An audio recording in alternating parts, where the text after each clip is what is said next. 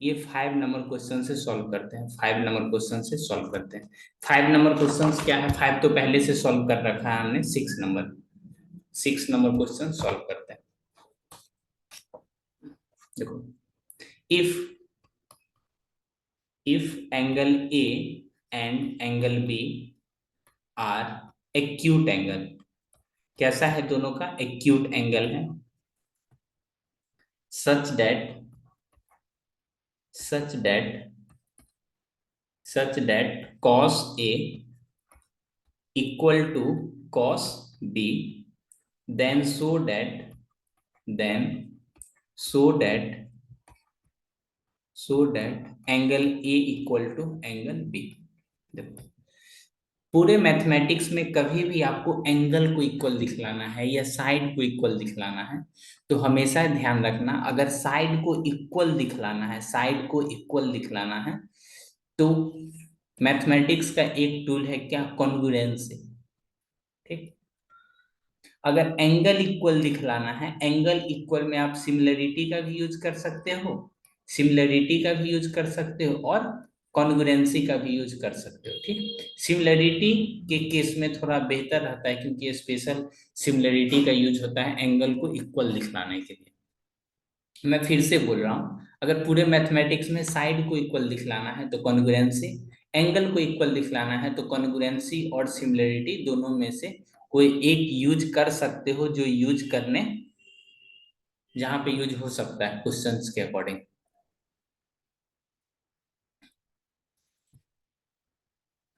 यहां लिखोगे given cos A and B are acute angle, A और बी कैसा है, एक्यूट एंगल। एंगल में देखोगे तो एस लगा हुआ है ना, एंगल्स। ठीक, तो सिमिलरली आप इसमें ऐसे करके फिगर बनाओ। ठीक, ये आपका एंगल ए हो गया। एक और फिगर बनाओ इस तरह से, ये हो गया आपका पी बी क्यू, ये हो गया आपका एम ए और एन। यहाँ पे आपका दिया हुआ है, क्या दिया हुआ है, cos A equal to cos B. कितना दिया हुआ है, cos A equal to cos B. तो लिखोगे here cos A equal to cos B. ये हमने कहाँ से लिखा है, तो बोलोगे ये क्या है, गिवन है, ये क्या है, गिवन है। ठीक, कॉस ए का वैल्यू इस केस में, कॉस ए का कितना होता है, बेस, बेस यानी ए एन अपन कितना, A M, base upon hypotenuse, ये बेस हो गया और ये क्या हो गया, हाइपोटेनस। तो बेस हो गया ए एन और हाइपोटेनस हो गया ए से एम तक। इस केस में आएंगे कॉस बी। कॉस बी वाले में क्या लिखोगे, तो बोलोगे कॉस बी वाले में बेस के जगह लिखोगे बी क्यू, और इसमें क्या लिखोगे, बीपी।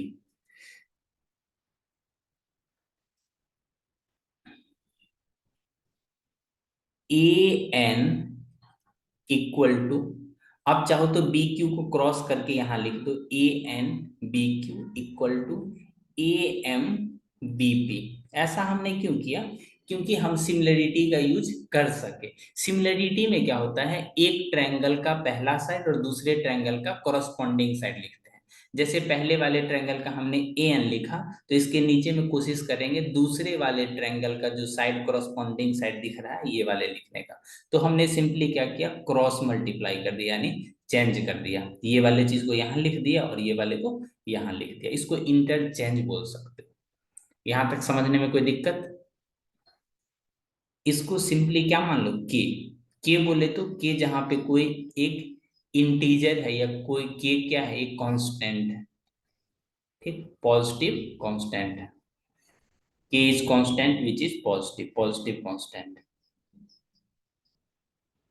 बोलिए यहां तक समझने में कोई दिक्कत, युवराज यहां तक समझने में कोई दिक्कत। No sir. ओके, अगर कोई स्टूडेंट को समझने में दिक्कत होता है तो तुरंत बोलना, ये मत बोलना सर मेरे से तो पूछे नहीं तो मैं क्यों बोलूं।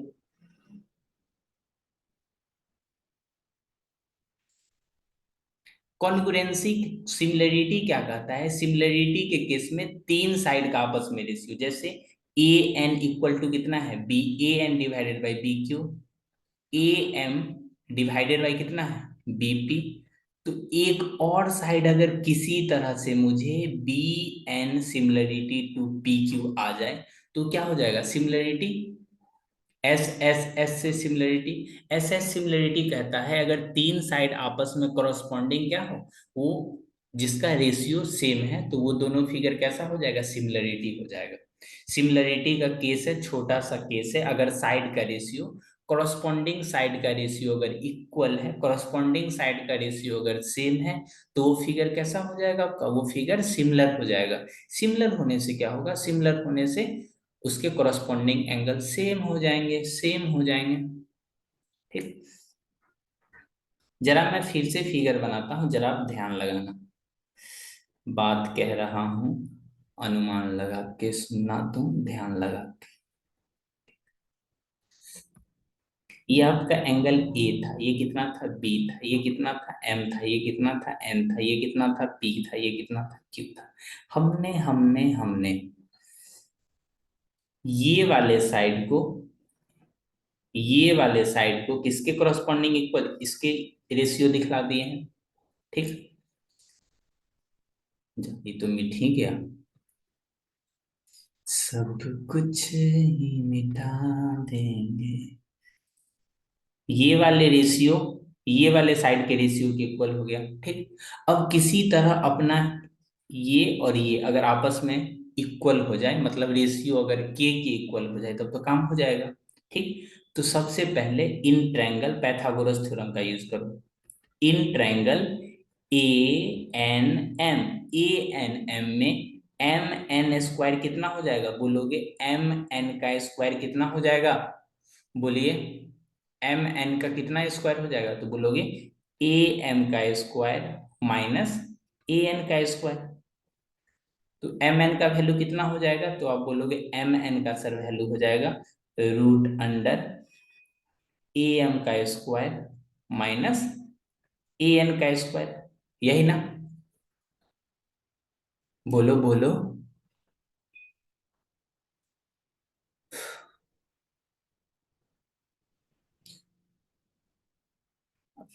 ये समझ में आया, किसी को समझ में आ रहा है, या मैं खुद लिख रहा हूँ, खुद मिटा रहा हूँ? बोलेगा सर खुद में लिख के खुद मिटा दिए तो। इसमें देखो A N, A N divided by एक स्टेप हम स्किप कर दिए, फिर पीटीएम के दिन बोलोगे सर आपने तो स्किप स्टेप छोड़ के सिखाया है। के है ना, के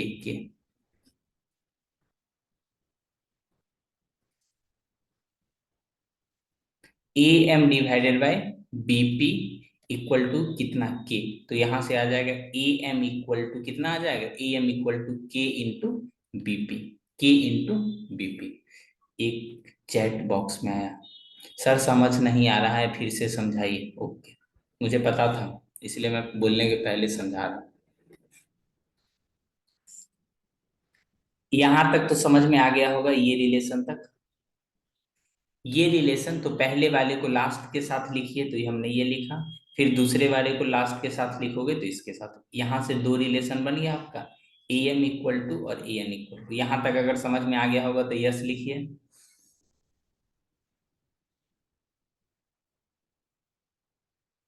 जिनको जिनको समझ में आया यस लिखिए।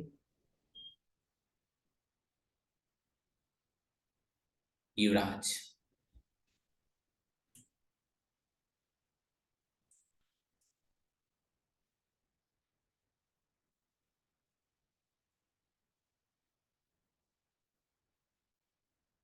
इन triangle A M, A N M, A N M, A N M में अपना लोग चलोगे तो क्या लिखोगे, तो बोलोगे ए बी एन का square equal to A M का स्क्वायर माइनस, यस, ये वाले ट्रायंगल में, ये वाले ट्रायंगल में लिखोगे तो हाइपोटेनस का स्क्वायर माइनस बेस का स्क्वायर, हाइपोटेनस का स्क्वायर माइनस बेस का स्क्वायर। ठीक, तो ए एम की जगह पे कितना लिखोगे, बोलोगे मैं तो ये लिखूंगी के बीपी का स्क्वायर।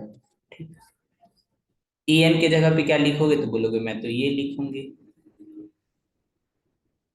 स्क्वायर करोगे तो क्या हो जाएगा, के स्क्वायर बीपी का स्क्वायर माइनस के स्क्वायर बी क्यू का स्क्वायर। तो के स्क्वायर कॉमन आ जाएगा तो यहां से आ जाएगा बीपी का स्क्वायर माइनस बी क्यू का स्क्वायर। तो फिर इस चीज को सॉल्व करोगे तो हो जाएगा कितना, बी एन का स्क्वायर इक्वल टू, मैं बार बार क्यों लिख रहा हूँ, इसी को थोड़ा ऊपर करके लिख देंगे तो एक स्टेप कम लिखना पड़ेगा ना। बी एन स्क्वायर, ऊपर वाला बी एन स्क्वायर, ये भी कितना है बी एन स्क्वायर। तो यहां से बी एन का वैल्यू कितना हो जाएगा तो बोलोगे root under K square BP square minus B Q का स्क्वायर। तो यहां से के आ जाएगा बाहर, अंदर में कितना बचेगा बीपी का स्क्वायर माइनस बी क्यू का स्क्वायर। हमको लग रहा है कि और सब ज्वाइन करके छोड़ दिया है। छोड़ने वाले को उतना ही मिलता है जितना पढ़ने वाले पढ़ लेते हैं, पढ़ के छोड़ देते हैं। ठीक,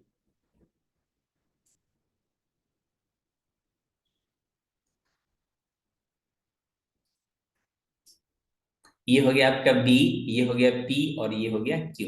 इस वाले ट्रायंगल में अगर आप देखोगे ध्यान से, इस वाले ट्रायंगल में ध्यान से देखोगे तो पी क्यू का स्क्वायर कितना हो जाएगा तो बोलोगे पी क्यू का स्क्वायर हो जाएगा बीपी का स्क्वायर माइनस बी क्यू का स्क्वायर। कहने का मतलब हाइपोटेनस का स्क्वायर माइनस बेस का स्क्वायर, इसका स्क्वायर यानी बीपी का स्क्वायर। तो पी क्यू का वैल्यू कितना आ जाएगा बाबू, पी पी क्यू का वैल्यू आ जाएगा under root BP square minus B Q square. ठीक,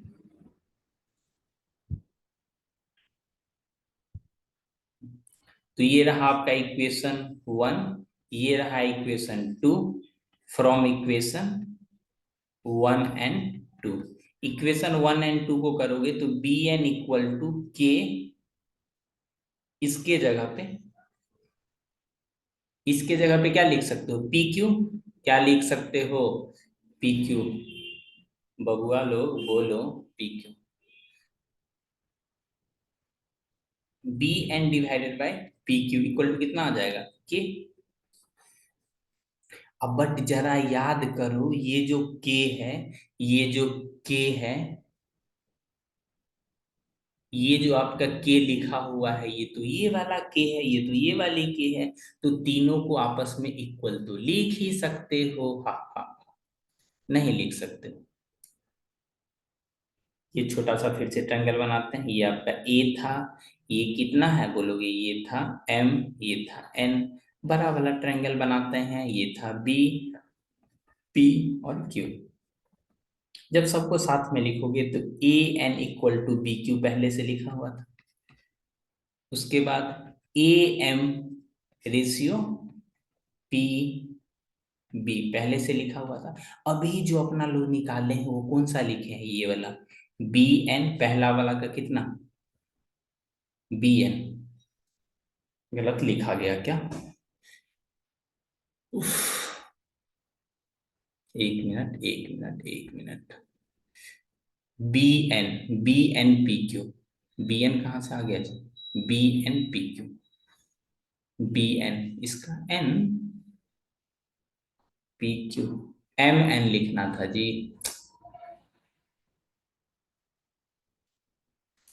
वो किसी ने देखा तो नहीं छुपके छुपके,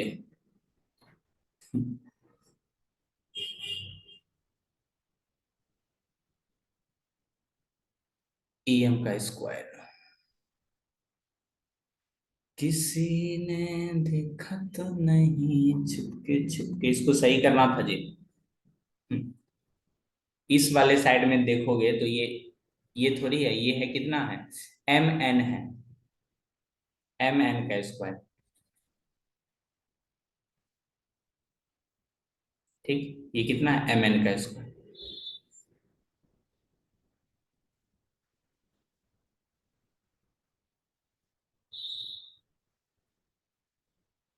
युवराज समझ में आया। Yes sir. हाँ,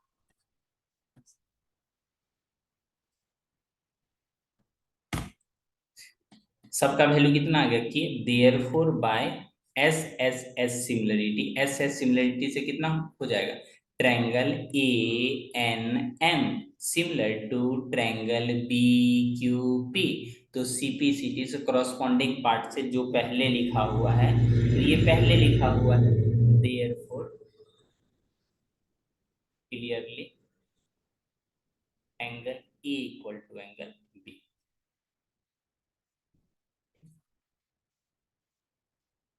एक बार मैं फिर से दिखला रहा हूं, ऊपर से आप ध्यान पूर्वक देखना।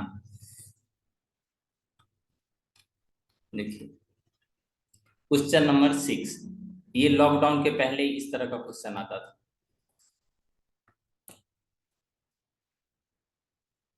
आप एग्जाम्पल में देखोगे तो सेम टू सेम क्वेश्चंस आपको दिखेगा। कितना नंबर मैं बताता हूँ, जिनके पास भी बुक होगा वो देखेंगे। एग्जाम्पल नंबर 2 दिखाई दे रहा है।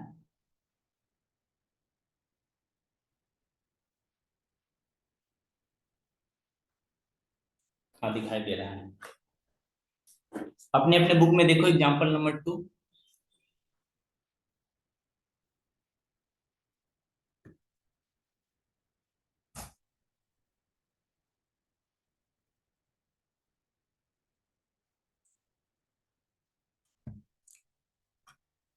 सभी लोग नोट कर लिया ये।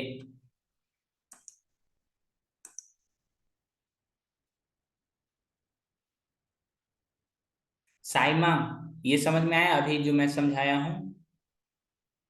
साइमा छोटी।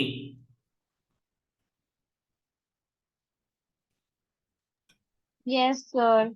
ओके ओके, ये नोट की हो अभी जो मैं बताया हूँ वो।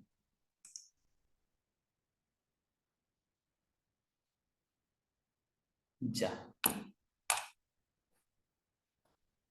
हैंड्स प्रूफ लिखोगे यहाँ पे, ठीक। मैं एग्जाम्पल वाला क्वेश्चंस भी लिख देता हूँ। एग्जाम्पल का क्वेश्चन नंबर कितना,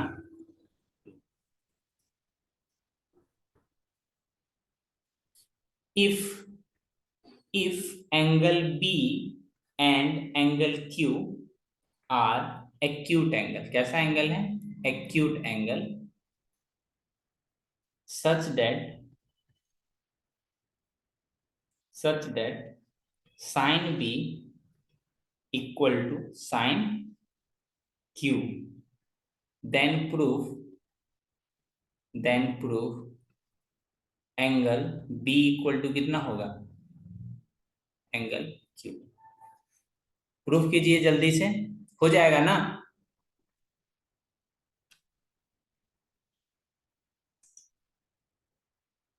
ओके ओके, तो इस तरह से आप साइन की जगह पे कॉस, कॉस की जगह पे टेन भी लिखोगे ना, तो उसमें एंगल सेम ही आएगा, उसमें एंगल सेम ही आएगा। अगर आप इसके जगह पे tan B equal to tan Q ही लिख दोगे ना, तो दोनों एंगल सेम रहेगा, दोनों एंगल सेम रहेगा।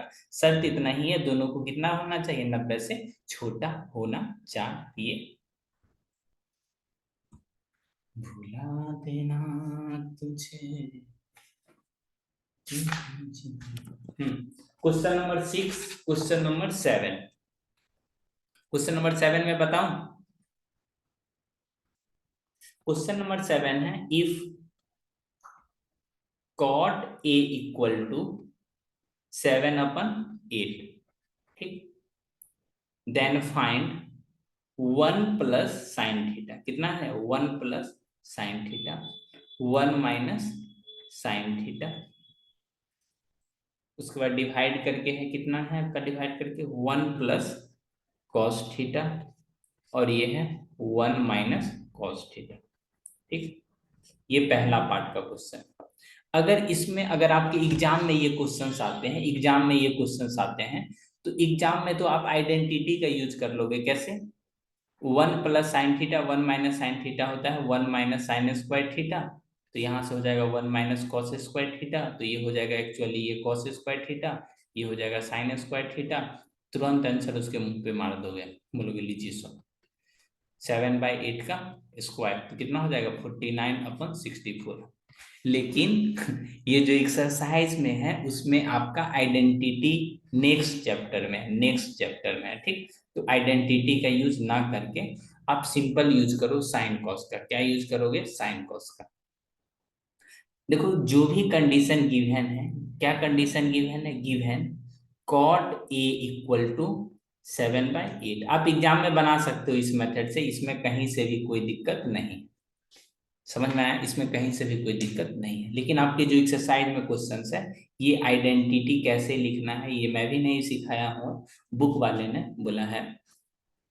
चलो ले चले तुझे दूसरे एक्सरसाइज में।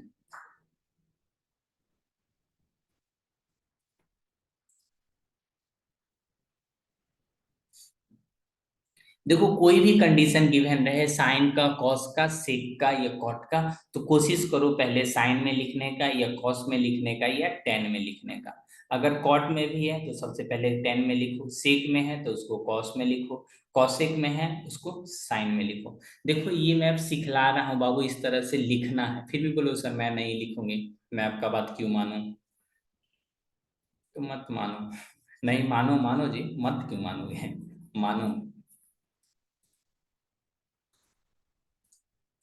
सबसे पहले इसमें इसको रिवर्स करोगे, रिवर्स करोगे तो कितना हो जाएगा? 1/कॉट। 1/कॉट को तो इस तरफ भी रिवर्स कर दो, 8/7। 1/कॉट को क्या लिख सकते हैं? 10a। क्या लिखते हैं? 10a इक्वल टू कितना? 8/7। ठीक। अगर जिसको ट्रिपलेट याद होगा, 8 शर्त क्यों मैं सिखा रहा हूँ, बिना ट्रिपलेट का सीखो। लिखोगे वी नो, क्या जानते हो? Tan theta equal to perpendicular upon, perpendicular upon base. ठीक। तो एक फिगर बनाओगे, एक फिगर बनाओगे इस तरह से, जिसमें से ये छोटा बड़ा हो गया।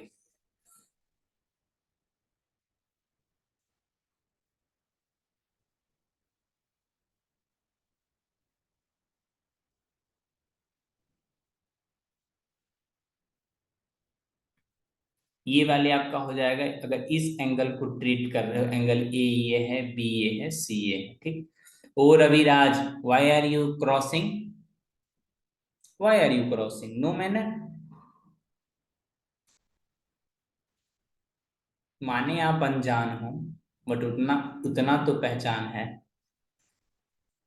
ठीक। ये आपका परपेंडिकुलर कितना? 8 हो गया, ये कितना हो गया? 7 हो गया। तो साइन या कॉस निकालने के लिए सबसे पहले हाइपोटेनस तो निकालोगे ना, using Pythagoras theorem, using Pythagoras theorem.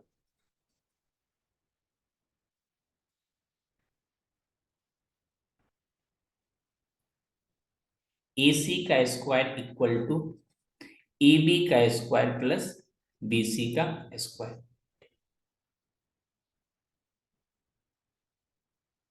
AB के जगह पे कितना लिखोगे? AB के जगह लिखोगे 7 का स्क्वायर प्लस BC के जगह पे 8 का स्क्वायर। 7 का स्क्वायर हो गया 49 और 8 का हो गया 64। तो ये हो जाएगा आपका 11 AC। ओ बाबू इस तरह से नहीं चलेगा, इस ये सब काम मत कीजिए, इसको इरेज करो, इस तरह से मत करो। ये सब बचपन का इच्छा था ना। 1 + sin थीटा, और क्या निकालना है? 1 - sin थीटा का। उसके बाद 1 + cos A, सब जगह A लिखो, और यहाँ कितना? 1 - cos A। सारा सारा चीज तो निकल ही गया आपका। परपेंडिकुलर कितना है? 8। बेस कितना है? 7। हाइपोटेनस कितना है? √113, √113। तो सिंपली आप साइन थीटा नहीं निकालोगे, बोलोगे साइन ए कितना हो जाएगा? परपेंडिकुलर अपन, यानी 8/√113। कॉस ए कितना हो जाएगा? तो बोलोगे कॉस ए हो जाएगा बेस, बेस यानी 7/√113। यहां तक समझने में किसी को कोई दिक्कत? सॉरी सर, ट्राई कर रहे थे, काम कर रहा है कि नहीं? ओके ओके, काम कर रहा है ना? पता नहीं मुझे ऐसा क्यों लग रहा है, आप दिमाग चेक कर रहे थे, दिमाग काम कर रहा है कि नहीं। दिमाग काम कर रहा है और आपका स्मार्टफोन भी काम कर रहा है। स्मार्टफोन काम नहीं कर रहा है तो आके स्मार्टफोन ले लेना, स्कूल से बहुत स्मार्टफोन है। 1+8/√113। वो प्रिंस भैया के लिए है, 113।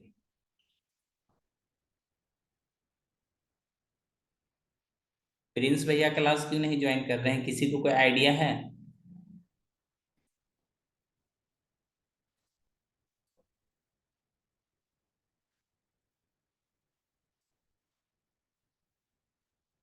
युवराज, प्रिंस भैया क्लास क्यों नहीं ज्वाइन कर रहे हैं आप? बचपन में एक पढ़े होगे। मालूम नहीं सर। नहीं है? लग रहा है फोन लेके जाना पड़ेगा उसके घर पे, जूम क्लास स्टार्ट करके दबा। हाँ, दे दीजिएगा एक फोन नया वाला अपना। दे देंगे, लेके आना उसको।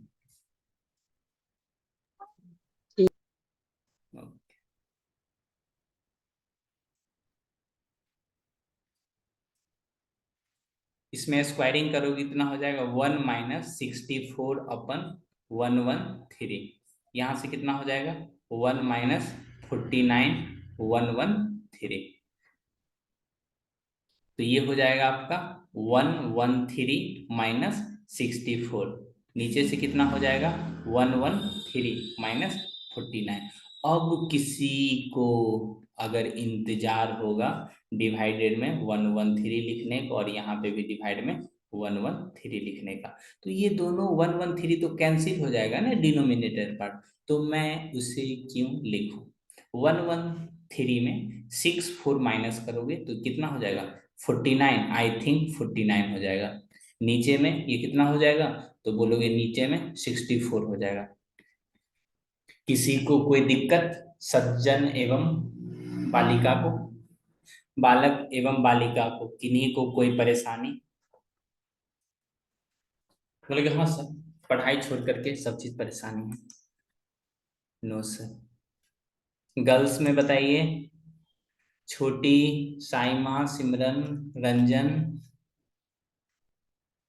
उसके बाद वीवो। वीवो वाले कौन है जी, वीवो वाले?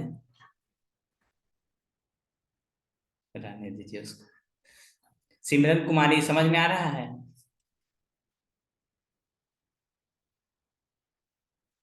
नहीं। नहीं, ठीक है। छोटी आपको समझ में आया ये वाला भी जो मैं बताया? No sir. नहीं, ठीक है, एक बार रिपीट करते हैं, ठीक।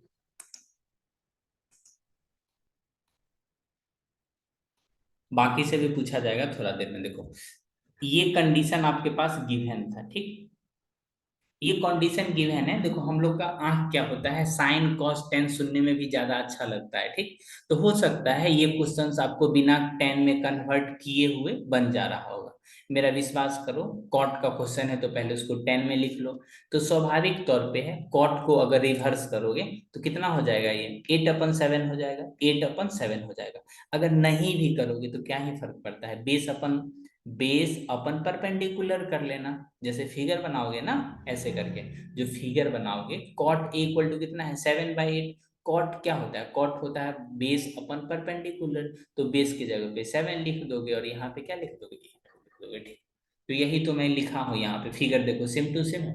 देखो एक टीचर का क्या क्या काम होता है, टीचर का काम है उन चीजों को, कॉन्सेप्ट को सिखलाए जिनसे दूसरा क्वेश्चंस भी आसानी से बन सके, ठीक। हो सकता है इसमें कॉट लिख के आप मुस्कुरा के क्वेश्चन बना रहे हो, ठीक।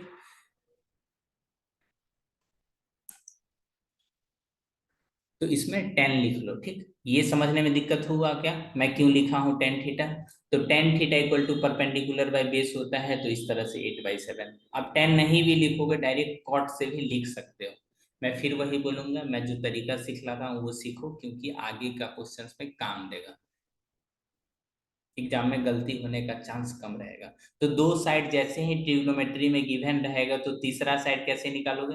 पाइथागोरस थ्योरम का यूज करके दोनों का स्क्वायर करोगे तो रूट अंडर 1/3। यहाँ तक छोटी समझ में आया?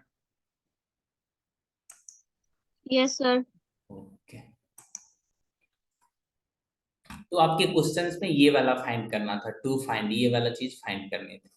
तो 1 + sin θ 1 - sin θ, तो साइन ए का वैल्यू कितना हो जाएगा? परपेंडिकुलर अपन ये, और ये कॉस का कितना? बेस अपन 1/3। ये जो इस तरह से आप फोटो बनाओगी, ये 8 है, ये 7, और ये कितना है? 1/3। तो इस एंगल के लिए, इस एंगल के लिए, ये वाले एंगल के लिए सामने वाले क्या हो जाएगा? परपेंडिकुलर, तो 8/√1/3। कॉस ए के लिए क्या हो जाएगा? बेस 7 और 1/3। यहां तक समझने में कोई दिक्कत? सिमरन रंजन, तुमको समझ में आ रहा है ये?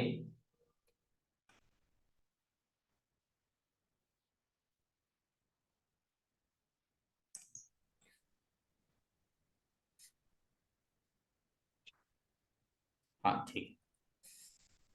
1 + sin a, साइन ए की जगह पे क्या लिखोगे? 8/√1/3। कॉस ए की जगह पे क्या लिखोगे? 7/√1/3। तो सिंपली आप साइन ए की जगह पे ये पुट कर दो, साइन ए की जगह पे ये वाले वैल्यू पुट कर दो, ठीक। उसके बाद बचपन से ही पढ़ रहे हो, अगर कोई चीज एक बार सम में है, एक बार ये क्या है? प्लस में है, और यही एक बार चीज क्या है? माइनस में है। अगर माइनस में एक वही चीज एक बार सम में है और वही चीज एक बार डिफरेंस में है, तो क्या करोगे? a² - b², 1 के 1 स्क्वायर, ये फॉर्मूला यूज करोगे। तो 8 का स्क्वायर आपका हो जाएगा 64, और इसका हो जाएगा 1/3। यहां तक समझने में कोई दिक्कत? छोटी, यहां तक समझ समझ में आया? Yes sir. बहुत एकदम संभल संभल के समझा रहे हैं, फिर पता चला गायब हो जाओगे। ये हो गया एलसीएम कितना? 1/3। 1 के नीचे में कुछ नहीं तो कितना? 1। तो एलसीएम कितना? 1/3। 1/3 - 64। नीचे में भी कितना हो जाएगा? एलसीएम कितना हो जाएगा? बोलोगे 1/3। उसी तरह से इसके नीचे में 1 है, तो एलसीएम 1/3 - 49। तो नीचे का दोनों डिनोमिनेटर सेम है, तो नीचे से नीचे कैंसिल। 1/3 - 64, और ये हो जाएगा तुम्हारा कितना? 1/3 - 49। तो ऊपर में माइनस करोगे तो ये हो जाएगा आपका 49, नीचे में माइनस करोगे तो 64। समझ में आया क्या? कॉन्ग्रेचुलेशंस, आपके स्टूडेंट समझ गए।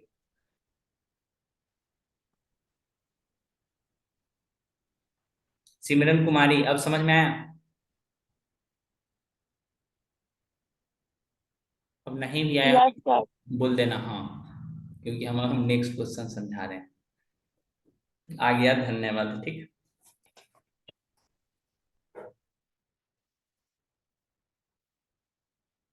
कॉट स्क्वायर थीटा, कितना लिखा होगा? Cot square theta. तो सिंपली आपका जो वैल्यू दिखे ना हेयर, क्लास इंट करेगा, ज्वाइन कर लेना फिर से आप, ठीक। कॉट थीटा इक्वल टू कितना है? तो बोलोगे 7/8। तो स्क्वायर, इसको स्क्वायरिंग करोगे, कॉट थीटा को स्क्वायरिंग करोगे तो कितना हो जाएगा? दोनों तरफ स्क्वायर दो, कॉट थीटा का दोनों तरफ स्क्वायर कर दो, तो ये हो जाएगा 7/8 का स्क्वायर, तो ये हो जाएगा 49/64। तो यहाँ से कितना हो जाएगा? कॉट स्क्वायर थीटा, ठीक। शायद ये सिखलाए भी होंगे। साइन थीटा पे स्क्वायरिंग करोगे तो ये हो जाएगा साइन स्क्वायर थीटा। टेन पे स्क्वायरिंग करोगे तो ये जो फंक्शन है ना टेन का है, तो टेन पे हो जाएगा स्क्वायर। समझ में आया क्या?